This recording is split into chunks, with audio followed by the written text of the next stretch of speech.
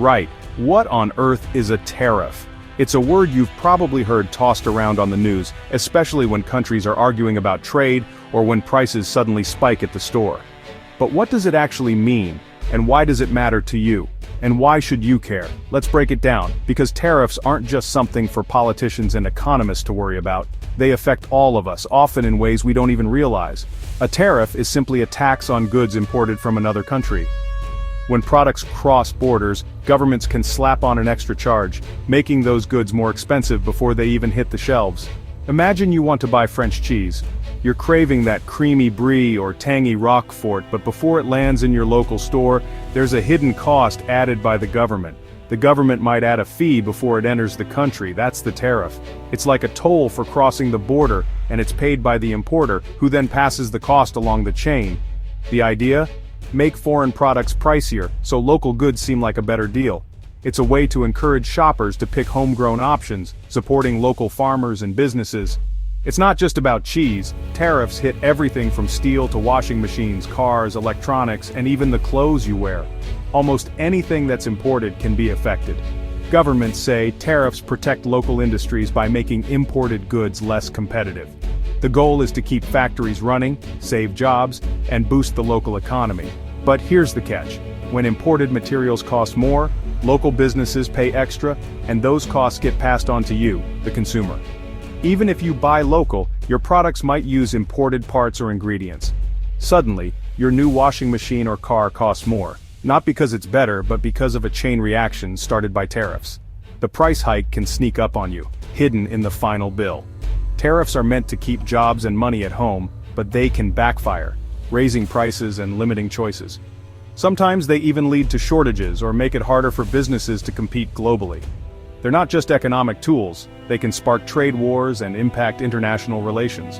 When one country raises tariffs, others might retaliate, making global trade even more complicated.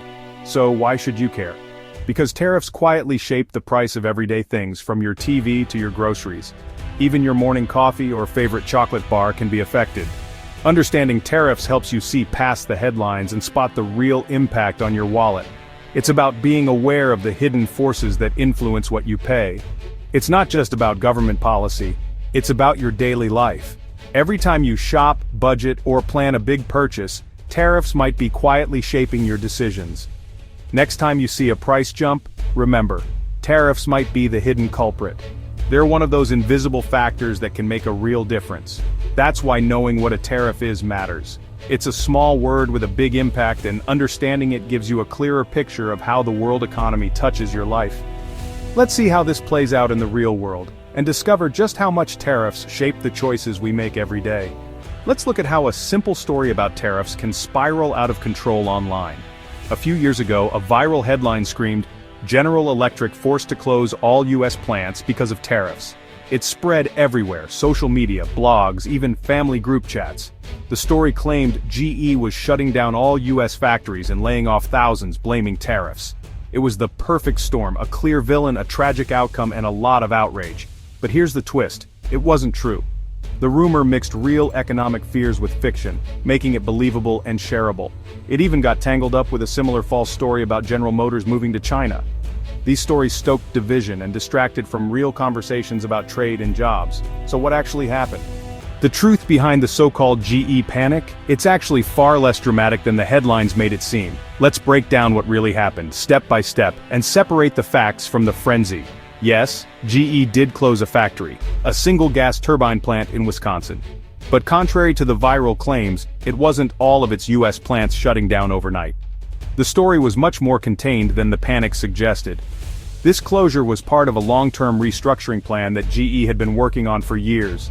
It wasn't a sudden move triggered by tariffs or political pressure, but a business decision made after careful consideration. Of course, it was tough for the workers and the local community.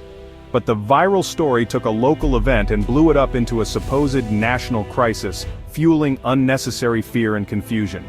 GE had to step in and publicly clarify the situation, reassuring everyone that they weren't shutting down operations across the country, just one plant. The real story here was about a business adapting to changing markets, not a dramatic tariff apocalypse or a sudden collapse. As for General Motors, they also restructured. There were layoffs and some plant closures, but it wasn't a mass exodus to China, as some headlines claimed. The reality was more nuanced. Both GE and GM were responding to industry changes, shifting demands, and new technologies, not just reacting to tariffs or political headlines. But the viral rumors ignored all this complexity, boiling everything down to a simple, angry headline that spread like wildfire online. The truth? It might not be as exciting or dramatic, but it's far more accurate, and that matters. This whole episode is a reminder: always check the facts before you share a story, especially when it sounds too shocking to be true. Misinformation thrives on outrage, not accuracy. It's easy to get swept up in the drama, but it's important to pause and look deeper. So how did these stories spread so quickly and take on a life of their own? Let's take a closer look at how misinformation goes viral. How do stories like the GE shutdown rumor spread so fast? It's all about algorithms, emotion, and confirmation bias. Social media platforms push content that triggers strong reactions, especially outrage. Outrage gets clicks and shares regardless of accuracy. Emotional stories like job losses or corporate betrayal bypass our critical thinking. We share them because they feel true, not because we've checked the facts. Confirmation bias kicks in. If a story fits what we already believe, we're more likely to accept and spread it. This creates information bubbles where each side sees only what confirms their views. The real, complicated truth gets lost in the noise. Misinformation spreads because the system rewards speed and emotion over accuracy. A juicy lie always outruns a boring truth. So what's the real impact of tariffs on your life? Tariffs aren't just about factories and politicians, they hit your wallet too. Even if you've never thought about international trade, tariffs can quietly change the prices you see every day, often without warning. Say the government puts a 25% tariff on foreign steel. That might sound like a distant policy, but it quickly ripples through the economy. Car makers, appliance companies, and builders all pay more for materials. These industries rely on steel for everything from cars to refrigerators to new homes. Those extra costs get passed down the line, right to you. Companies don't just absorb the hit, they adjust their prices to stay afloat. Suddenly your new car, washing machine, or even your house costs more. Everyday purchases become more expensive, sometimes in ways you don't even notice at first. Tariffs act like a hidden tax, raising prices without you ever seeing the word on your receipt. It's an invisible hand reaching into your pocket, but it doesn't stop there. The effects of tariffs can snowball, touching more parts of your life than you might expect. Other countries can retaliate with their own tariffs. Trade wars can escalate quickly, turning a single policy into a global standoff. If the UK taxes American bourbon, the US might tax British gin or biscuits. Suddenly products you love or businesses you rely on are caught in the crossfire. That hurts British exporters, leading to lost sales and even job cuts. Factories may slow down or shut their doors, affecting entire communities. A policy meant to protect one industry can end up hurting another. The economy is a web. Tug on one thread and others move. Tariffs create a domino effect: higher prices, job risks, and economic uncertainty. Even the stock market can react, affecting your savings and investments. The real impact: you pay more, your job could be at risk, and the economy gets shakier. It's a chain reaction that can touch every household. It's not just about protecting jobs, it's a tangled web of consequences. Every decision sends ripples through businesses, workers, and families. Understanding this helps you see past the slogans. When you hear about tariffs in the news, you'll know there's more beneath the surface. Tariffs are more than political talking points. They shape your everyday life, from the checkout line to your job security. Next, let's look at how tariffs become political weapons, and why that matters for everyone, not just politicians or CEOs.